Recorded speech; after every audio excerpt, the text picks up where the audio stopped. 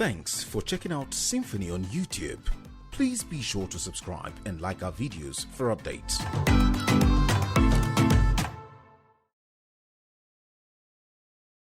Nobody goes ahead to investigate who these kidnappers are and bring them to justice. So the entire system, from the law enforcement, from the security, from the judiciary, from the investigation, from the prisons aspect, have completely failed. So you're going to continue to have this copycat repeat because the incentives are there. Nobody is going to be punished. Nobody has been punished. Nobody is going to be punished. So the idea is that it will have the sense to continue until all right, Dr. Mefor, as we progress in this conversation, we're definitely going to profile solutions to this problem from your perspective and that of David Okoror. But we've consistently asked on this platform, why is it that schools have become primary targets of these bandits? Do they share a common ideology with Boko Haram insurgents who are totally opposed to Western education? I think the answer should be twofold. One is the inherent capacity of the Nigerian police system as constituted to attend to school system security. It's impossible. Using the statistics provided by my friend, Okoror, talked about 62,000 schools, right? If you want to effectively police the 62,000, right, maybe you have to provide average of 5 policemen. If you multiply that across board, what does that give you? Nigerian police as constituted is less than 400,000 men. Do you understand that? Out of which 100 to 150,000 are following, politicians and big men around. What that means is that those who are actually left, made available to attend to statutory police duties may not be up to 300,000 policemen. So you can't police the schools. This is number one. Then number two, the implication of Boko Haram as part of banditry in Nigeria has already been established. There is a federal government policy, the military particularly. They are running what they call Operation Safe Corridor. Operation Safe Corridor as a policy is offering Boko Haram, the so-called repentant terrorists, a safe passage to come out of terrorism and be rehabilitated and reintegrated into the society. This has been going on for years. A number of them, thousands of them have actually been rehabilitated and reintegrated. Some have gone back after the reintegration into Zambeza forest. Nobody knows where the rest have gone to because there is evidently no structure in place to do what you call follow through and follow up. For you to be certain that these people who have been established to be terrorists are now rehabilitated, reintegrated, that they are followed up to know precisely what they are doing thereafter. There is, therefore, very strong possibility that some of them have joined because of how much do you pay them anyway? Because of what you may call lack of jobs and things like that. The issue of the incentives provided by banditry can easily lure them in. Why not? If they can make millions, why do they have to wait to collect 30,000 naira from the federal government? They don't have to. That is why you do not reward criminality. That policy is flawed, ab initio. We were against it, and we are reaping the reward so soon. Now, the two factors are combining to yield up what you are saying. The inadequate policing system in the country, because you are concentrating police system in the country. You cannot do that. Out of the 25 countries practicing federalism in the world, only Nigeria is running a centralized police system. You can check. You can Google. Do you understand that? Only Nigeria. That is clear. It means that you cannot, if others are using decentralized police system because they are running a federal system and because it is the only way you can police a federal system, and you are contrarily using a centralized police system, there is no way your own will be adequate. It's not rocket science. In other words, we keep applying wrong policies, you know, to problems we have.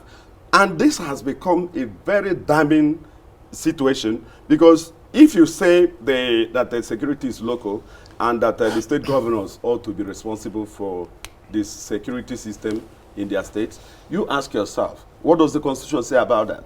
The Constitution does not allow the police commissioner to be answerable to the governor. Do you understand that? Meanwhile, every month, you give over 500 million naira to each of the state governors for security. Nobody accounts for this money. There is nothing on ground to show that the money is actually applied.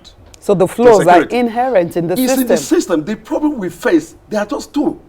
Number one is structure. Number two is leadership. Once you politicize national security, this is what you get. Dr. Mefor? Once you politicize national security, this is what you get.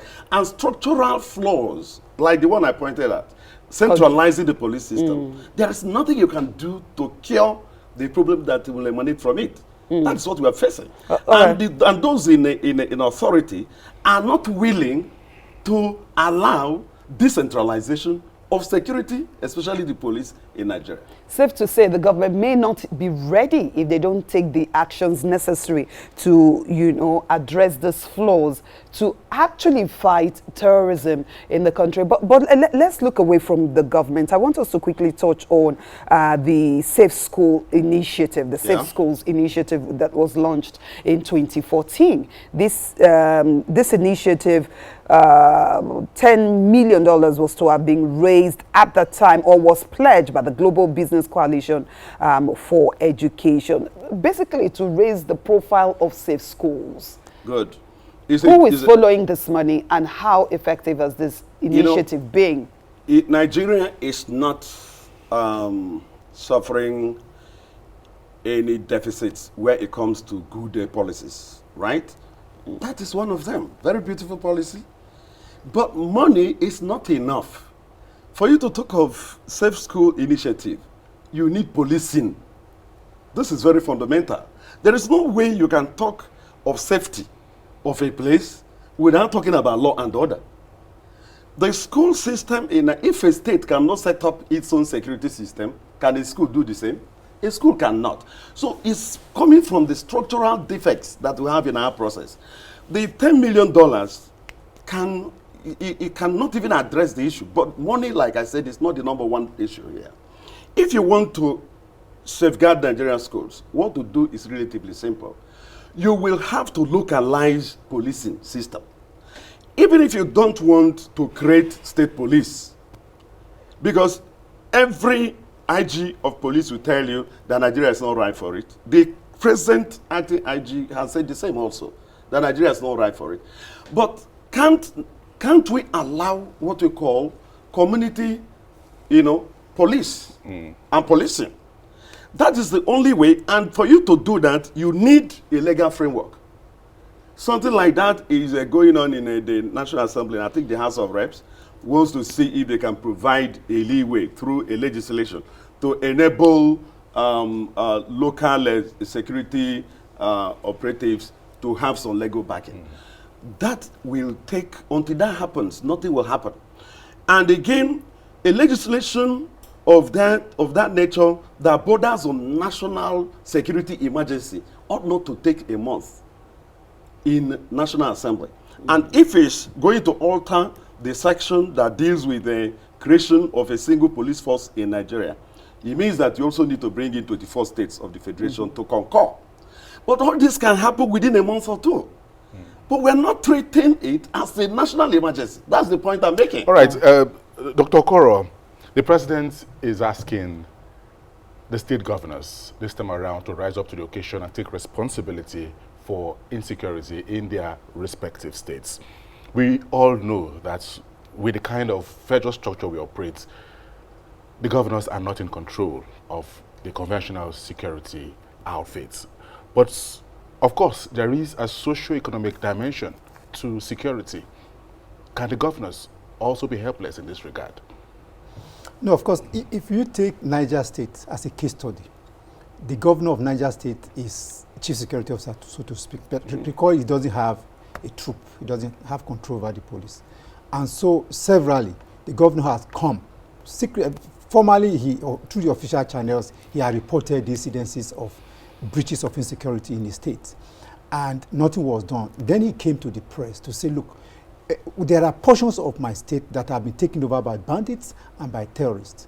And as at the last time, I didn't hear there was a federal response to clear those areas. And he recently, of course, when the last kidnapping took place of the Islamic school student, the authorities were informed and that this was going to happen, and they called on the federal law enforcement, and really nothing happened. So when you say a state government is the one that should protect its territory with bare hands, I mean, it calls to question what really your intentions are. Are you abdicating your role as the fellow who is in charge? The president is the commander-in-chief, for goodness sake, of the Nigerian Armed Forces. He controls the police. So the governors virtually have no control. They need to get permission. They need to inform the police. And it has shown that the police do not have the capacity to address this issue. Because in any case, how do you police 62,000 schools, right? How do you police this? So it still has to be a federal government response. But you create a role for the locals, for the state. The state government will report issues to the law enforcement. It's the responsibility of the law enforcement to take it from there. So it will be, I think it will be rather unfair to push this at the doorstep of the state government to say, go and confront kidnappers. We saw what happened in Kaduna State, where the governor said, don't pay ransom. Is it not so? But the governor said, don't pay ransom. So what was the action that the parents of these students going to take? David Okoror, when you look at the spate of insecurity in the country, particularly with regards to these mass abductions, which have started since 2014 with that unfortunate Chibok incident, do you have a sense that there could be some kind of connivance, among the state actors in what is going on across the country?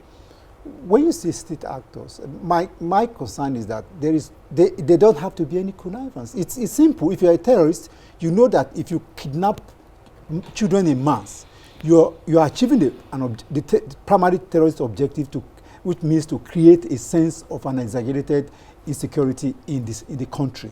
It makes people to look at the government is not effective. You discredit the government. It's a propaganda machine. They have achieved that by kidnap of Dabchi and the other kidnap that was done by Boko Haram element. But the other aspect of it is that you have criminals kidnapping for money. It's individuals. Like I told you earlier, there are kidnap entrepreneurs right now. They have groups of kidnappers who they fund, who they support, who they provide all logistics for. The kidnapping is done, the negotiation is done, and the kidnap entrepreneur gets the money. He distributes for what other I'm people. trying to find out is it possible for these attacks to be launched without the support of some insiders, perhaps within, the security agencies? Of course, when you allow issues like this to fester, right, ultimately security agencies will join, because it is good business. So if you tell a policeman that barely takes home every month 50,000, that if he supports this, he get $1 million, of course he will support. He provide information, provide necessary equipment, he provide your access. So it is not rocket science that law enforcement will be drawn. In any case, you have seen cases of law enforcement people that were part and parcel of the kidnapping process. It will always happen if you allow issues like this to fester. And how many of those law enforcement agents have been arrested and prosecuted? So if you don't arrest and prosecute or dismiss the ones that have committed offense, then it means that it's a bazaar. And by the way, this is the frightening aspect of it. We have kidnappers coming from outside Nigeria. They are vicious when they come in. They do their kidnapping business. They were poor, wretched people. They come into Nigeria, do their kidnapping business, make money, go back to their countries. And then people in their countries see that this guy have made money. They too will be like a rally. They come here, kidnap, make money, and go back. Everybody is doing it. That's why I said it's a crisis that we need a national response. And it's not just a tokenistic response like we are seeing now. We need a definite national response to put in place the necessary national framework. For instance, we don't have what I call a national security emergency response. We have not put that in place, because if you are going to police 62,000 schools, you cannot put a policeman in every school. Let me give you an example. When the KB kidnap took place, I was told that information was already available before time that attack was going to take place. And then certain number of policemen were posted there. But you ask yourself, how many policemen will have been posted there? Because we know that when kidnappers do their business in this part of the country, they come in large numbers, 50, 100, shooting. And then you put 20 police, 10 policemen. Of course, you know they can't withstand. Insufficient. Yeah, it's not sufficient. So that's why I said what we need is a national response. We need to develop a national security emergency response that will be properly equipped. Manpower is provided, technologies are available, so that when there is story that a kidnap is going to happen or is happening, there will be a swift national response. But now we don't have that. Dr. Mefor, response is how David Okoror started this conversation. Yeah.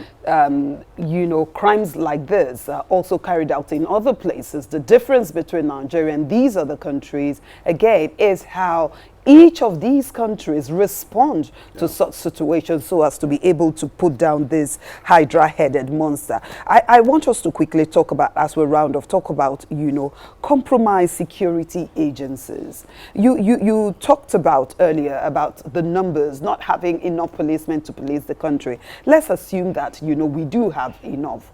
This police, you know, institutions or security institutions are embedded in a bigger system, which is Nigeria, and a part and parcel of that. Earlier, when we were doing the newspaper review, there's this headline on the front page of Vanguard: kidnapped suspects accuse police of demanding 35 million naira to free them. And it's easy to believe. You see, it's clear that that politicians are involved. That's a fact. Why do you say so? It's been reported that politicians are involved. Let me take the case of Imo State. The invasion of Imo State, the burning of the correctional headquarters, the police headquarters, and all that took place for 2 to 3 hours without any intervention. Later we learned from the DSS that they supplied intelligence to the police that this was going to happen. What was the police preparation to prevent, preempt, and respond? So, you know, it's not just a matter of putting in place even a national emergency response. No. This insecurity is being orchestrated for political reasons. The governor of Imo State, who puts on Imo's side, that over 70% of those that attacked Igbo were not even Igbos. It means that he had enough information to be able to segregate the ethnic coloration of the invaders. He had information. How far have the security agencies been able to process that information? Is the police commissioner for Imo still not on his duty post? Has he been able to explain why he was unable to respond? The reason he hasn't been able to explain is because nobody would ask him. The reason nobody would ask him is because that decision not to respond was political. That's the point I'm making. So until we deal with the political will, we will not be able to, even if you provide 1 million policemen, it will still, in fact, it will complicate our problems. All right, as we wind down there, Okoror, let's have you problems. take the final shot as we round off this conversation. The Chibok incident attracted so much global attention. We even saw some global leaders carry placards asking for the release of the Chibok girls. But similar incidents that have occurred after 2014 has not got that kind of mileage the Chibok incident got in the global community. I'm bringing up this issue to see if, you know, we actually need international support in addressing this problem of mass abductions in Nigeria. The solution to the problem is in Nigeria. You don't need international support to police your country. You don't need international support to get your judiciary to work. You don't need international support to investigate cases. Like I told you, in Kenya, after the fact that the attackers were neutralized, the security system went after everybody that took part in that attack. They went into Somalia, they went everywhere to track these guys that were involved, brought them back to Kenya, and they were appropriately tried and jailed. You don't need external support for that. We don't need a global fund to help us with all this. And by the way, why the world is no longer concerned about us is that we become odious to them. We have become a disappointment. Every day you find news of mass abductions in Nigeria. It's the only Nigeria, that country that exists. All right, David Okoror. So, sir, the issue is that people are tired of Nigeria. Wow. It's become something of an embarrassment, which we must take as a people.